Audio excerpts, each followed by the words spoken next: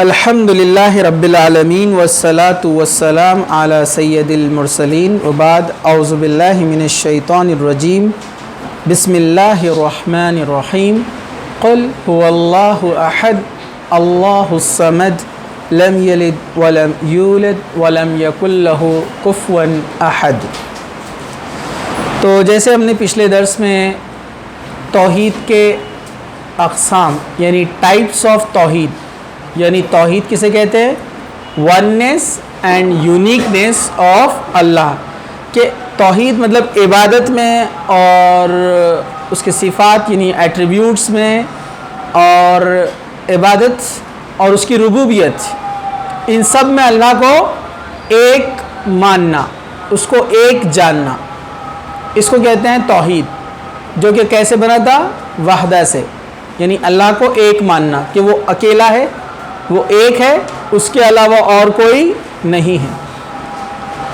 اس کو سمجھنے کے لیے علماء نے، اسکالرس نے توحید کو 3 کیٹیگریز میں ڈیوائڈ کیا ہے۔ یہ بھی ہم پہلے دیکھ چکے ہیں۔ توحید فی الذات مطلب اللہ تعالیٰ کو ایک ماننا، وننس آف گاڈ جس کو کہتے ہیں، ایک اللہ، ٹھیک ہے، اپنی ذات کے اندر، اپنے ایگزسٹنس میں، ٹھیک ہے۔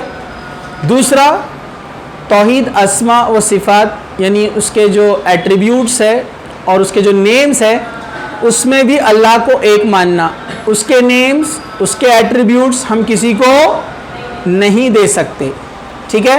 تیسرا تھا توحید العبادہ، یعنی توحید العبادہ مطلب عبادت میں کسی کو شریک نہیں کرنا، عبادت صرف اس کی ہوگی، ورشپ صرف اس کی ہوگی۔ یہ 3 چیزیں تھیں، اس میں سے آج ہم پہلا دیکھنے والے ہیں، توحید کون سا؟ توحید فی الذات جس کو ہم کہتے ہیں، اللہ تعالیٰ کی ذات میں، مطلب اللہ تعالیٰ کو ایک ماننا کہ وہ اکیلا ہے، وہ ایک ہے، ٹھیک ہے، جس کو ہم کہتے ہیں وننس، اور اس کے علاوہ کوئی اور دوسرا یا تیسرا اور کوئی خدا اور کوئی گاڈ نہیں ہے۔ چلیے، تو سب سے پہلی چیز یہ بات ہم کو ایک دم اچھی طریقے سے ذہن میں بٹھا لینا ہے سبھی کو کہ اللہ اکیلا ہے، ٹھیک ہے، اللہ کسی پہ ڈیپینڈ نہیں ہے، وہ ایٹرنل ہے، ٹھیک ہے۔ تیسرا، اللہ تعالیٰ اللہ نے کسی کو نہ پیدا کیا ہے، مطلب اس کی کوئی اولاد نہیں ہے، اور نہ اس کی کوئی اولاد ہے اور نہ اس کے کوئی ماں باپ ہے، اسی طرح اس کے بیوی بچے وغیرہ کوئی نہیں ہے۔ اسی طرح جو ہے اللہ تعالیٰ کا کوئی ساجھی یعنی پارٹنر، کوئی ایسوسیٹ نہیں ہے اس کائنات کے اندر، اس یونیورس میں، وہ اکیلا ہے۔ جس بات کو ہم نے کس چیز سے ایکسپلین کیا تھا؟ سورہ اخلاص، سورہ نمبر 112، چیپٹر نمبر 112 قرآن کے اندر 112، جس کو کہتے ہیں سورہ اخلاص۔ تو اس میں ہم نے ڈیٹیل میں دیکھ چکے تھے، آپ اس کو واپس سے جا کر جو ہے دیکھ سکتے ہیں، ویڈیو بنا ہوا ہے، سورہ اخلاص کی تفسیر پوری آیت 1 by 1 ایک ایک آیت پر بنایا گیا تھا، چاروں آیتوں کو آپ دیکھ سکتے ہیں۔ تو یہ ہم سب جانتے ہیں۔ اب ہم آگے بڑھ رہے ہیں اس کو اور تھوڑا ڈیٹیل میں سمجھنے کے لیے کہ اللہ تعالیٰ کی ذات میں توحید کیسے ہونا چاہیے، یا اس میں گڑبڑی کرنا شرک ہو جاتا ہے، اور جو یہ شرک کرے گا وہ سیدھے جہنم میں یعنی ہیل، نرک میں جائے گا، اس کے لیے جنت میں کوئی ٹھکانہ نہیں ہے۔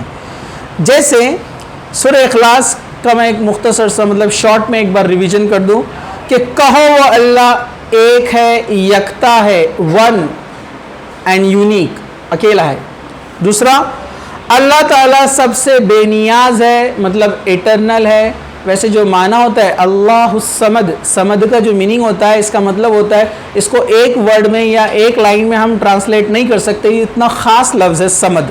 یہ اللہ کی صفت بھی ہے، اللہ کا نام بھی ہے، اس لیے کسی انسان کو اگر نام رکھنا ہے صمد تو کیا رکھے گا؟ عبد الصمد، صمد کا بندہ۔ صمد نیم نہیں رکھ سکتے کیونکہ یہ اللہ کا نام ہے اور خاص صفت ہے۔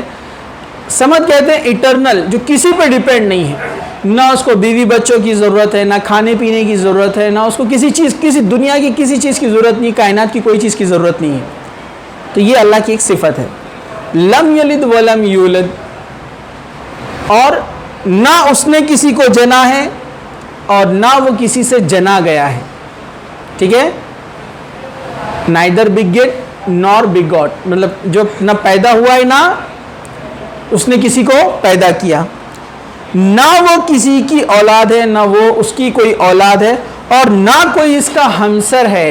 وَلَمْ يَكُنْ لَهُ كُفُوًا أَحَدٌ، اس کے برابر کوئی نہیں ہے، اس کے علاوہ اختیارات، پاورز کسی کو بھی نہیں ہیں. یہ بہت اہم ہے، اس کو دھیان سے سننا، دھیان سے سمجھنا، یاد کرنا، عمل کرنا، اور مرتے دم تک اس پر رہنا. کیونکہ اس میں گڑبڑی ہوئی، اس میں ایرر رہا اور کوئی انسان اس حالت میں مر گیا، کبھی کبھی جنت میں داخل نہیں ہو سکتا، کبھی انٹر نہیں ہو سکتا. اتنا اہم ہے یہ. میں بچوں کو تو یہ ایڈوائز دیتا ہوں، اگر آپ کو پتہ ہے، اگر آپ کو پتہ نہیں ہے کہ توحید کیا ہے اور شرک کیا ہے، اور کل آپ کا فائنل ایگزام ہے، تو میں بولتا ہوں ایگزام کا مت پڑھو، پہلے توحید کا پڑھ لو. رات میں مر گئے تھے، بغیر توحید کے چلے گئے اس دنیا سے، شرک کرتے ہوئے، معلوم نہیں تھا تب بھی سزا ہے. شرک کا معاملہ ایسا ہے، معلوم نہیں تھا تب بھی سزا ہے، کیونکہ معلوم کرنا آپ کے ذمہ ہے، آپ کے اوپر فرض ہے. تو یہ بہت اہم ہے، اس لیے اس کو دھیان سے سنیے. بخاری ایک حدیث کی کتاب ہے، آپ جانتے ہیں. قرآن کے بعد اس کو سمجھنے کے لیے، اس کی کمنٹری کو، اس کا ایکسپلینیشن کو جاننے کے لیے ہمیں حدیث کا سہارا لینا پڑتا ہے. حدیث کہتے ہیں اللہ کے رسول صلی اللہ علیہ وسلم کی بات اور آپ کا عمل جو ہم کو ملتا ہے سیرت کے اندر. ٹھیک ہے، تو حدیث کا ویسے ایکچوئل میننگ ہوتا ہے نیوز، حدیث نیوز کو کہتے ہیں، لیکن یہاں پر ہم کہیں گے سیئنگ آف پروفیٹ محمد صلی اللہ علیہ وسلم، کہ اللہ کے رسول صلی اللہ علیہ وسلم نے جو کہا. اور اللہ کے رسول صلی اللہ علیہ وسلم نے جو کہا وہ حدیث ہے، لیکن وہ آپ نے اپنے من سے نہیں کہا، کیونکہ اللہ کے رسول صلی اللہ علیہ وسلم وہی بات بولتے تھے جو اللہ کی طرف سے حکم ہوتا تھا. وَمَا يَنْتِقُ عَنِ الْهَوَىٰ إِنْ هُوَ إِلَّا وَحْيٌ يُوحَىٰ. قرآن میں ہے نا کہ اللہ کے رسول صلی اللہ علیہ وسلم کوئی بھی بات اپنے دل سے نہیں کہتے، وہ وہی کہتے ہیں جو ان کے اوپر وہی ریویلیشن نازل ہوتی ہے. کوئی بات دل سے نہیں بولتے، چاہے قرآن ہو یا حدیث ہو. پھر فرق کیا ہے دونوں میں؟ قرآن نماز میں پڑھا جاتا ہے، حدیث پڑھی نہیں جاتی ہے، لیکن حکم کے اعتبار سے برابر ہے. ٹھیک ہے، تو حدیث میں ہے، ایک حدیث ہے جو بخاری کی کتاب، اس کے اندر حدیث آتی ہے. حضرت ابو ہریرہ جو کہ یہ پروفیٹ محمد صلی اللہ علیہ وسلم کے ایک کمپینین ہے، صحابی ہے، کہ ان سے روایت ہے، وہ کہتے ہیں کہ میں نے محمد صلی اللہ علیہ وسلم اس طرح سے کہ اللہ کے رسول صلی اللہ علیہ وسلم نے کہا، آپ نے فرمایا اللہ تعالیٰ کہتا ہے کہ اے ابن آدم تو نے مجھے گالی دی. اللہ تعالیٰ خود کہہ رہا ہے. اس حدیث کو کیا بولتے ہیں پتہ ہے آپ کو؟ حدیث قدسی. حدیث قدسی کس کو کہتے ہیں؟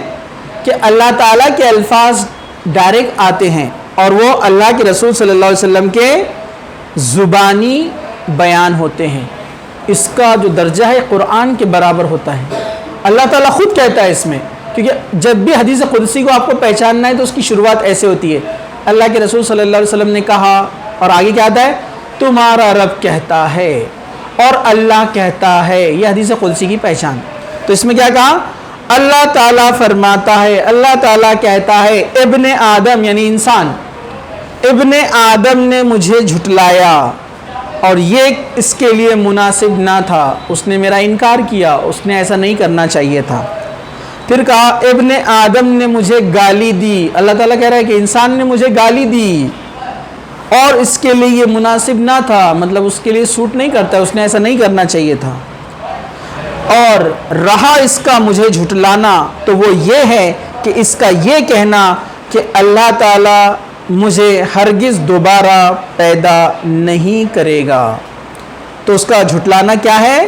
اس کا یہ کہنا کہ اللہ تعالیٰ مجھے دوبارہ زندہ نہیں کرے گا، مطلب میں ایک بار مر جاؤں گا. جو مشرکین مکہ تھے، جو مکہ کے مشرک تھے، تو ان کا کیا کہنا تھا کہ انسان جب مر جائے گا، دفن ہو جائے گا، مٹی میں چلا جائے گا تو دوبارہ اٹھایا نہیں جائے گا. مشرکین مکہ یہ عقیدہ رکھتے تھے، مر گئے ایک بار سب ختم، ہڈیاں ہو گئے، اب کچھ نہیں ہونے والا. تو اللہ تعالیٰ نے جواب میں کیا کہا؟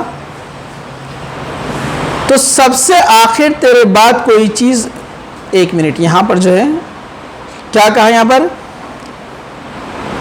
جیسا کہ اور اس نے سوچنا چاہیے کہ جیسا کہ اس نے پہلی دفعہ پیدا کیا، حالانکہ پہلا پیدا کرنا دوبارہ پیدا کرنے سے زیادہ آسان نہیں ہے۔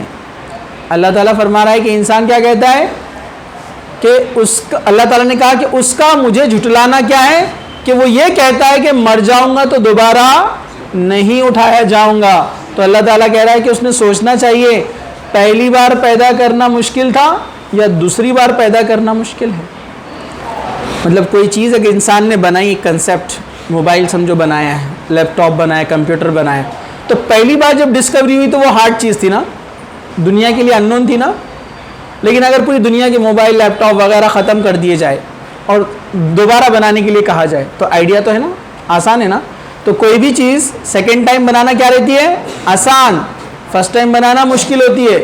تو اللہ تعالیٰ لاجیکلی بھی آپ کو سمجھا رہا ہے انسان کی عقل کے اعتبار سے کہ تم تو سوچو پہلی بار بنانا مشکل ہوتا ہے کہ سیکنڈ ٹائم بنانا مشکل ہے؟ تو کوئی بھی کہے گا پہلی بار بنانا۔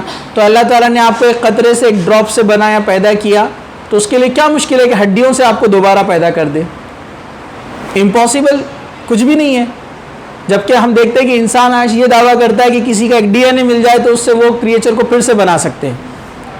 تو اللہ تعالیٰ تو ہمارا خالق ہے، تمام انسانوں سے زیادہ اس کا علم ہے، نالج ہے، تو وہ انسان کو ہڈیوں سے دوبارہ کیسے پیدا نہیں کر سکتا ہے؟ تو اللہ تعالیٰ نے کہا کہ اس نے سوچنا چاہیے کیسے وہ انکار کر سکتا ہے۔ اور اس کا مجھے گالی دینا، انسان مجھے گالی دیتا ہے، اللہ تعالیٰ کہہ رہے ہیں، اور اس کا مجھے گالی دینا یہ ہے کہ اس نے کہا کہ اللہ کی اولاد ہے۔ اللہ کو سب سے زیادہ بری بات یہ لگتی ہے کہ جب کوئی کہتا ہے کہ اللہ کی اولاد ہے، جیسے عیسائی کرسچن کہتے ہیں کہ جیزس یعنی عیسیٰ علیہ السلام نعوذ باللہ اللہ کے بیٹے ہیں۔ تو کہا سب سے زیادہ بری بات اللہ کو یہ لگتی ہے۔ اس بات کو اللہ سبحانہ و تعالیٰ نے سورہ مریم کے اندر بھی کہا کہ وَقَالُوا اتَّخَذَ الرَّحْمَنُ وَلَدًا، یہ لوگ کہتے ہیں کہ رحمان کی اولاد ہے۔ لَقَدْ جِئْتُمْ شَيْئًا إِدًّا، بہت بھاری بات بول رہے ہیں یہ لوگ، اللہ تعالیٰ فرما رہا ہے، اللہ تعالیٰ خود کہہ رہا ہے یہ بہت بھاری بات بول رہے ہیں، بہت خطرناک بات یہ کہہ رہے ہیں کہ رحمان کی اولاد ہے، اللہ کی اولاد ہے۔ لَقَدْ جِئْتُمْ شَيْئًا إِدًّا، یہ بہت بھاری چیز لے کر آ گئے جو بات بول رہے ہیں۔ اور اللہ تعالیٰ نے کہا کہ یہ بات اتنی خطرناک ہے اللہ کے نزدیک کہ یہ پہاڑ ریزہ ریزہ ہو جاتا اگر اللہ اپنی جلال میں آ جائے، آسمان ٹوٹ کے گر پڑتا، زمین پوری توڑ پھوڑ دی جاتی۔ اللہ کو یہ بات اتنی بری لگتی ہے، اللہ نے ایکسپریس کیا اس کو اپنی مخلوق کے ساتھ کیا ہوتا تھا۔ لیکن اللہ کا رحم ہے کہ انسانوں کو شرک کرنے کے بعد بھی اللہ تعالیٰ مہلت دے رہا ہے، چھوٹ دے رہا ہے، ٹائم دے رہا ہے۔ تو اللہ کو سب سے بری چیز لگتی ہے جب کوئی شرک کرتا ہے۔ تو آپ خود سوچئے ہمارے اندر بھی جو اپنے آپ کو مسلمان کہتے ہیں، اللہ کے علاوہ کسی اور کے سامنے جا کر ہاتھ پھیلاتے اور کہتے فلاں بابا ہم کو دے دے، اللہ کو کتنا غصہ آتا ہوگا، کیا ہم سوچتے نہیں؟ انہوں نے اللہ کی اولاد کہا، کچھ لوگوں نے کہا اللہ کے رسول صلی اللہ علیہ وسلم کو نور من النور اللہ، اللہ کے نوروں میں سے ایک نور ہے۔ یہ بھی شرک ہے، یہ عقیدہ شرک ہے۔ اللہ بولتا ہے کہ اس کا کوئی حصہ نہیں ہے اس کائنات میں، سب کچھ اس نے بنایا ہے، سب اس کی مخلوق ہے، لیکن کوئی اللہ کی اولاد یا اس کا پارٹنر، اس کا حصہ، اس کا کچھ، جو غیر مسلم ایک عقیدہ ہے انش، ہم بھگوان کے انش ہیں، پارٹ ہے، یہ عقیدہ بھی غلط ہے، کوئی انش نہیں ہے، ہم اللہ کی مخلوق ہے، کریچر ہے، اللہ نے ہم کو بنایا، اور اللہ نے ہم کو کیسے بنایا؟ بس کہہ دیا ہو جا اور وہ چیز ہو گئی، اللہ کے لیے بڑا آسان ہے۔ تو یہ شرک اللہ کو پسند نہیں ہے کہ اللہ کے ساتھ کسی کو جوڑا جائے یا کوئی اللہ کا حصہ ہے اس کو ایسے کہا جائے، یہ چیز ہوتی ہے شرک، اور اللہ کو یہ پسند نہیں ہے۔ تو اللہ کو سب سے بھاری بات، بری بات لگتی ہے جب اللہ کی اولاد کسی کو ٹھہرایا جاتا ہے۔ تو کہا کہ اس کا مجھے گالی دینا یہ ہے کہ اس نے کہا کہ میری اولاد ہے، اور جب کہ نہ میری کوئی اولاد ہے اور نہ میں کسی کی اولاد ہوں، اور نہ کوئی میرا ہمسر، میرے برابر، میرا ایسوسیٹ، میرا پارٹنر کوئی نہیں ہے۔ تو یہ اللہ تعالیٰ کو سب سے سخت بات گزرتی ہے کہ جب کوئی اس طرح کا شرک کرتا ہے، یہ کہتے ہیں ذات میں شرک کرنا۔ اب میں مختصر سے آپ کو بتاتا ہوں، ایک اللہ کے علاوہ اور خدا ہے ماننا، یہ ذات میں شرک کرنا ہے۔ اس کی اولاد ہے بولنا، یہ شرک ہے۔ اس کے ماں باپ ہے بولنا، یہ شرک ہے۔ اس کے بیوی بچے ہے بولنا، یہ شرک ہے۔ اس کی بیٹیاں ہے بولنا، شرک ہے۔ جیسے مشرکین مکہ کیا بولتے تھے؟ فرشتے اللہ کی بیٹیاں ہیں، تو یہ شرک ہے۔ تو اللہ تعالیٰ نے قرآن میں یہ بات کہی بھی، خود کے لیے بیٹیاں پسند نہیں کرتے اور اللہ کے لیے بیٹیاں ٹھہرا رہے ہو۔ وہ لوگ بیٹیوں سے نفرت کرتے تھے نا، تو یہ بات اللہ تعالیٰ نے قرآن میں کہی، تو یہ سب شرک ہے، اور اسی وجہ سے اللہ کے رسول صلی اللہ علیہ وسلم کو نبی بنا کر بھیجا گیا، ان چیزوں سے لوگوں کو پاک کرنے کے لیے، دور کرنے کے لیے۔ چلیے ایک عقیدہ دھیان سے، ذات کے تعلق سے اللہ کی، یہ بہت اہم ہے، تھوڑا ڈرائی لگتا ہے لیکن یہ جنت میں جانے کا راستہ ہے، جہنم سے بچنے کا۔ آپ بولیں گے معلوم نہیں تھا، جانے انجانے میں کیے، شرک کسی بھی حال میں کیا ہو معافی نہیں ہے، قیامت کے دن بول نہیں سکتے اللہ مجھے معلوم نہیں تھا یہ شرک ہے۔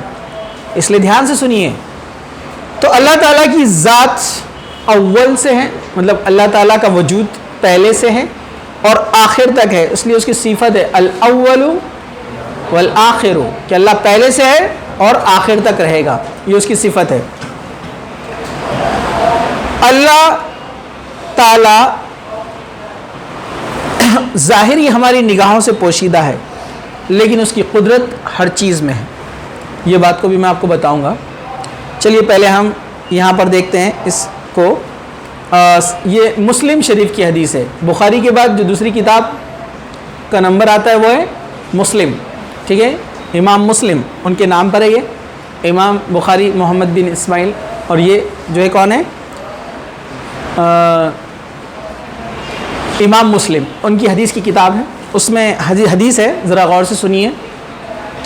حضرت سہیل رضی اللہ عنہ، یہ صحابی ہے، کمپینین ہے پروفیٹ محمد کے، وہ کہتے ہیں جب ہم میں سے کوئی سونے لگتا تو حضرت ابو صالح کہتے داہنی کروٹ پر لیٹو، یہ دعا پڑھو، اللہم رب السماوات و رب العرش العظیم، آخر تک پڑھتے اور کہتے اے اللہ زمین اور آسمان اور عرش عظیم کے مالک، ہمارے پروردگار اور ہر چیز کے پالنے والے، اور گٹھلی کو زمین سے اگانے والے اور پھاڑنے والے، اس گٹھلی کو جس میں سے پیڑ پودے نکلتے ہیں، تورات اور انجیل یعنی تورا اور گوسپل جس کو بائبل کہا جاتا ہے، اور قرآن کے نازل کرنے والے، میں ہر چیز کے شر سے تیری پناہ مانگتا ہوں جس کی پیشانی تیرے قبضے میں ہے، اے اللہ تو سب سے اول ہے اور تجھ سے پہلے کوئی چیز نہیں ہے،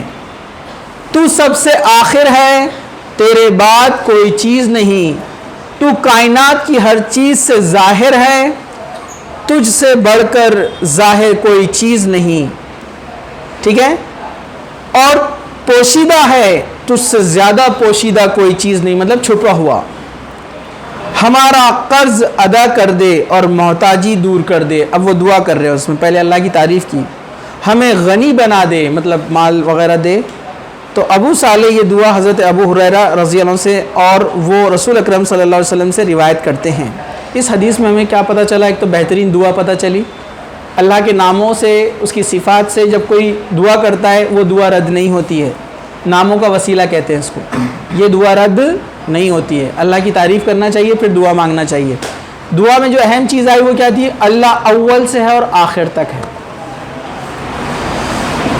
اللہ کے رسول صلی اللہ علیہ وسلم فرمایا شیطان انسان کے پاس آتا ہے اور اس کو کنفیوز کرتا ہے کہ فلاں چیز کو کس نے بنایا، پھر آپ کے ذہن میں جواب بھی دیتا ہے فلاں کو فلاں نے بنایا، پھر فلاں چیز کو کس نے بنایا تو فلاں کو فلاں نے بنایا، اور ایسے آخر تک کہاں لے کے جاتا ہے؟ سب چیزوں کو کس نے بنایا؟ اللہ نے بنایا، پھر آخر میں بولتا ہے اللہ کو کس نے بنایا، اور یہ بات کہہ کر وہ بھاگ جاتا ہے، اور انسان اللہ کو کس نے بنایا سوچنے لگتا ہے۔ تو یہ شیطان کا وسوسہ ہے، اس کی ایک چال ہے، جبکہ جواب آسان ہے، اللہ کو کسی نے نہیں بنایا۔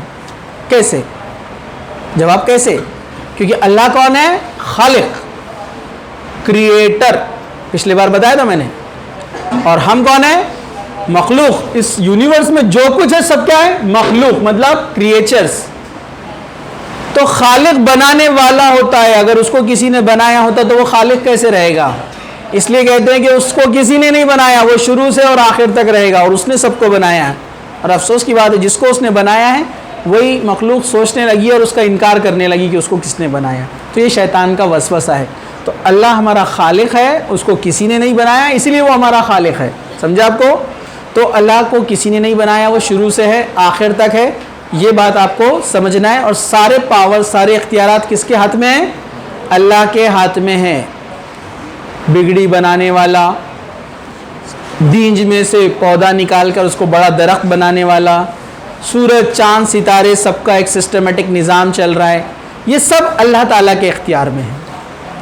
اب ایک بات، اللہ تعالیٰ اپنی ذات کے بارے میں، اپنے بارے میں آسمان کے اوپر عرش عظیم پر جلوہ افروز ہے. یہ بات پر پہلے کافی ہم نے ڈسکس کیا تھا کہ اللہ کہاں ہے. تو اللہ کہاں پر ہے؟ عرش پر ہے. عرش کہاں پر ہے؟ کرسی پر. ٹھیک ہے. اور یہ 7ویں آسمان کے اوپر ہے. لیکن پہلا آسمان کہاں ہے، دوسرا کہاں سے شروع ہوتا ہے، تیسرا کہاں سے شروع ہوتا، یہ کسی کو نہیں پتا. کچھ لوگ ٹروپوسفیر، ہیمیسفیر، یہ جو لیئرز ہے اس کو بولتے 7 آسمان. نہیں، واللہ عالم، اللہ کو معلوم پہلا آسمان کہاں شروع ہوتا ہے اور کہاں ختم ہوتا ہے، کسی کو نہیں پتا. کیونکہ یونیورس اتنا بڑا ہے. ہم نے ایک ویڈیو دیکھا تھا، آپ کو یاد ہے، ملٹی یونیورس کا، کتنے لائٹ ایئرس، کتنے کروڑوں میں لائٹ ایئرس میں ٹریول کرتے رہیں گے. لائٹ اسپیڈ آف لائٹ اب تو پتہ ہے 3 × 10⁸ میٹر پر سیکنڈ. اس لائٹ سے اگر ہم ہزاروں سال بھی گھومتے رہے تو یونیورس ختم نہیں ہو رہا تھا، جو اب تک کا ریسرچ ہے ناسا کا جو بتاتا ہے. تو آسمان کدھر ہوگا کس کو نہیں پتہ ہے، لیکن ہے 7 آسمان. اس کے اوپر اللہ تعالیٰ کی کرسی، اس پر عرش ہے اور اللہ تعالیٰ وہاں پر ہے.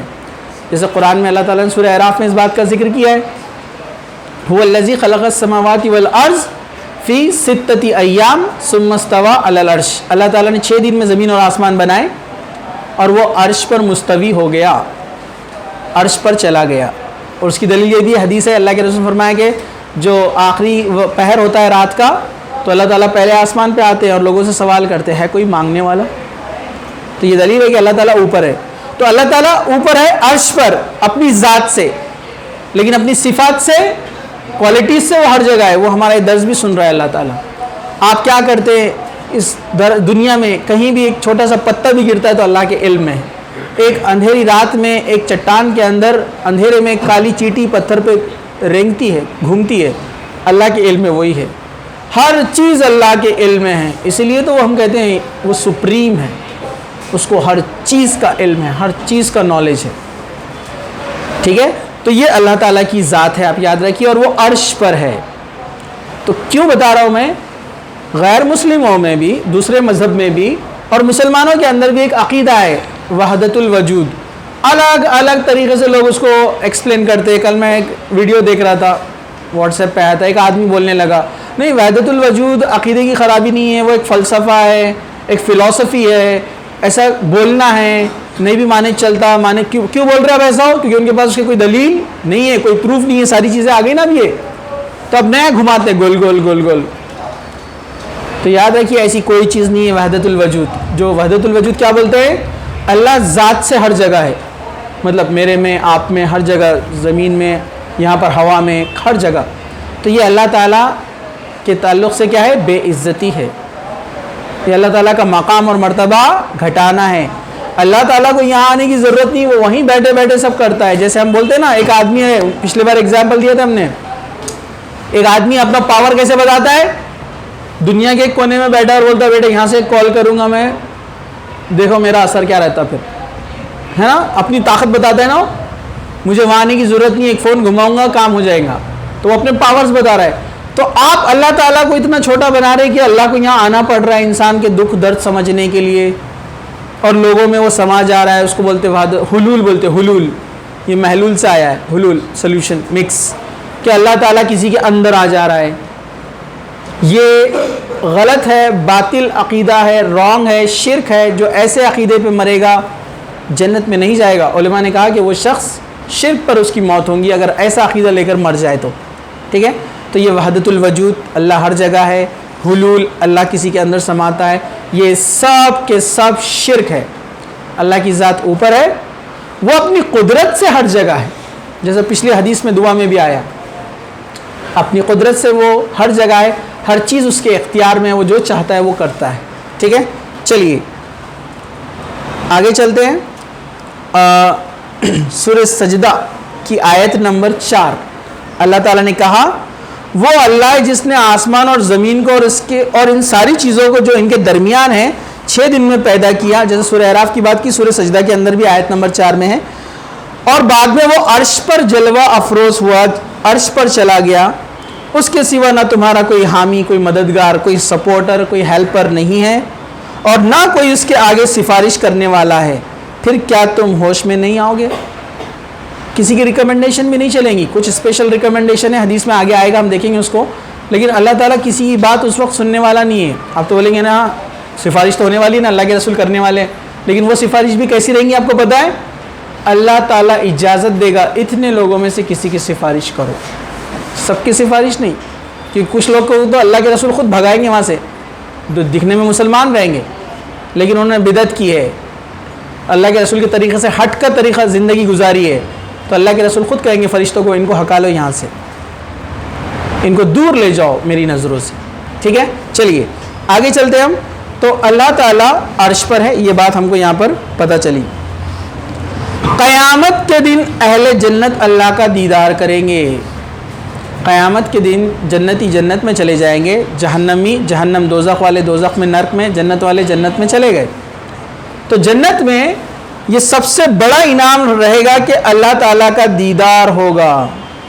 سورہ قیامہ آیت نمبر 22 اور 23، سورہ قیامہ آیت نمبر 22 اور 23 اللہ تعالیٰ نے کہا بہت سے چہرے اس دن تر و تازہ رہیں گے، بارونق ہوں گے، اپنے رب کی طرف سے دیکھ رہے ہوں گے، تو اللہ تعالیٰ کا دیدار ہوگا، ٹھیک ہے؟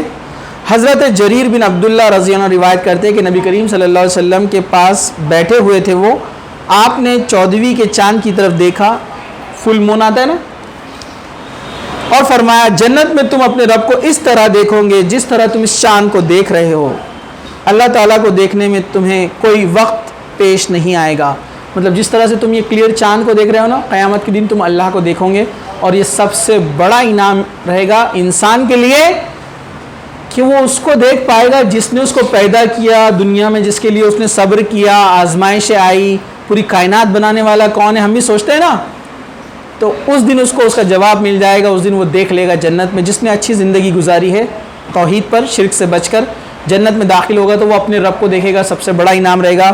اور آپ کو پتہ ہے جہنمیوں کے لیے سب سے بڑا عذاب کیا رہے گا؟ جنہوں نے نافرمانی کی، شرک کیا، اللہ تعالیٰ کی بات نہیں مانی، رسول کی بات نہیں مانی، اس کو جب جہنم میں ڈال دیا جائے گا جو جنت میں کبھی نہیں آنے والا ہے، اس کے لیے سب سے بڑا عذاب اور تکلیف کی بات یہی رہیں گی کہ وہ ذات کو نہیں دیکھ پائے گا جس نے اس کو پیدا کیا، جس کا اس نے انکار کیا، اور جس نے اس کو جہنم میں ڈالا، جو اس کو سزا دے رہا ہے اس کو معلوم ہی نہیں ہے کہ وہ کون ہے۔ یہ اس کے لیے سب سے بڑی تکلیف کی بات رہے گی کہ وہ اپنے رب کو ہی نہیں دیکھ پائے گا، جہنمی اللہ کو نہیں دیکھ پائیں گے، صرف جنتی لوگ دیکھ پائیں گے، ٹھیک ہے؟ تو کچھ ایسے شرک ہے جو ہمارے ماحول میں ہوتے ہیں، میں آپ کو بتا دیتا ہوں شارٹ میں اور اپنی بات ختم کریں گے۔ کسی فرشتے، اینجل یا نبی یعنی میسنجر، پروفیٹ جو ہوتے، یا کسی دوسری مخلوق کو اللہ کا بیٹا بیٹی سمجھنا، اللہ کے ساتھ ذات میں شرک کرنا ہے، یا کسی کو اللہ کے نور کا حصہ ہے کہنا، یہ بھی شرک ہے۔ چلیے آگے، اللہ کے بارے میں 3 میں سے ایک یا 1 میں سے 3 کا عقیدہ رکھنا، جس کو ٹرینٹی کہتے ہیں عیسائیت میں، ٹرینٹی کا عقیدہ، وہ بولتے ہیں نعوذ باللہ اللہ، جبرائیل، ہولی اسپرٹ بولتے ہیں ان کو، اور عیسیٰ علیہ السلام، جیزس، یہ 3 خدا ہے، تینوں مل کر ایک خدا بنتے، جبکہ میں نے پچھلے بار بتایا تھا کیسا اللاجیکل ہے اور عجیب بات ہے نہیں، تو یہ غلط چیز ہے، یہ عقیدہ بھی شرک ہے جو عیسائی لوگ کرتے ہیں۔ اس حالت میں کوئی مر جائے تو وہ جنت میں داخل نہیں ہوگا۔ اللہ تعالیٰ کی ذات بابرکت ہے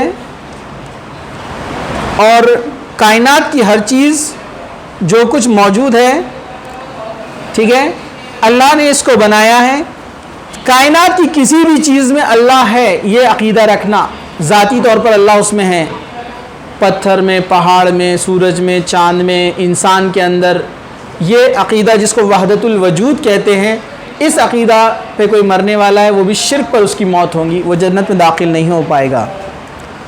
بندے کا اللہ کی ذات میں مدغم ہو جانے کا عقیدہ وحدت الشہود، یعنی حلول جو میں نے کہا تھا نا، اس کو وحدت الشہود بھی کہتے ہیں، وحدت الشہود کا عقیدہ رکھنے والا بھی مشرک ہے، شرک ہے، چاہے اس کا نام عبداللہ ہو، عبد الرحمن ہو، زبان سے کہتا ہو لا الہ الا اللہ محمد رسول اللہ، لیکن اگر اس حالت میں مر گیا کہ وہ یقین رکھتا ہے کہ اللہ کسی کے اندر آتا ہے، وحدت الشہود کا عقیدہ، یا اللہ ہر جگہ موجود ہے، ادھر ادھر ادھر جو عقیدہ رکھتے ہیں، یہ شرک ہے، یاد رکھیے، کیونکہ قرآن نے صاف صاف کہا اللہ عرش پر ہے، وہاں سے بیٹھے بیٹھے سب کنٹرول کرتا ہے، ٹھیک ہے۔